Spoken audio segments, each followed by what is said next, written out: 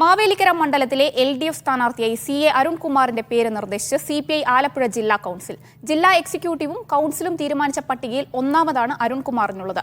ജില്ലാ കമ്മിറ്റി അംഗം MC Siddharthan, AIYF നേതാവ് M സന്തോഷ് കുമാർ എന്നിവരുടെ പേരുകളും പട്ടികയിൽ ഉൾപ്പെടുത്തിയിട്ടുണ്ട്. വിവരങ്ങളുമായി ഷൈജു ചേരുന്നുണ്ട്. ഷൈജു, ഇന്നലെ CPI കൊല്ലം ജില്ലാ കൗൺസിൽ പേര് പുറത്തുവിട്ടപ്പോൾ CA അരുൺകുമാർ ഉണ്ടായിരുന്നില്ല. എന്നാൽ സംസ്ഥാന കൗൺസിലിന്റെ ലിസ്റ്റിൽ അരുൺകുമാറുണ്ട്. ഇപ്പോൾ ആലപ്പുഴ ജില്ലാ കൗൺസിലിന്റെ പേരിൽ CA അരുൺകുമാറുണ്ട്. എന്തൊക്കെയാണ് വിശദാംശങ്ങൾ?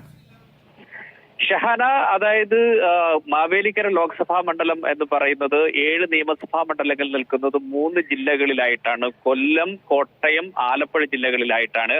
അതിൽ ആലപ്പുഴ ജില്ലയുടെ ജില്ലാ കൗൺസിലിന്റെ എക്സിക്യൂട്ടീവും കൗൺസിൽ യോഗവുമാണ് ഇന്ന് അവസാനിച്ചത്.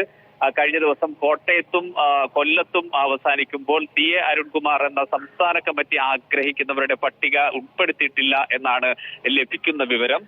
എന്നാൽ ആലപ്പുഴ ജില്ലാ കമ്മിറ്റി ആവട്ടെ ആദ്യ പേരുകാരനായി CA അരുൺകുമാറിന്റെ പേരുണ്ട് എന്ന ഏറ്റവും പ്രധാനപ്പെട്ട പ്രത്യേകതയുണ്ട്. കാരണം സംസ്ഥാന കമ്മിറ്റി സാധാരണഗതിയിൽ CPIയുടെ രീതി അനുസരിച്ച് ജില്ലകളോട് പേര് നിർദ്ദേശിച്ചിട്ട് നൽകാൻ ആവശ്യപ്പെടാറില്ല. ജില്ലകൾ നൽകുന്ന പട്ടിക പരിശോധിച്ചതിന് ശേഷം സംസ്ഥാനം ചർച്ച ചെയ്ത് ഒരു തീരുമാനത്തിലേക്ക് എത്തുന്ന രീതിയാണ് ഉള്ളത്.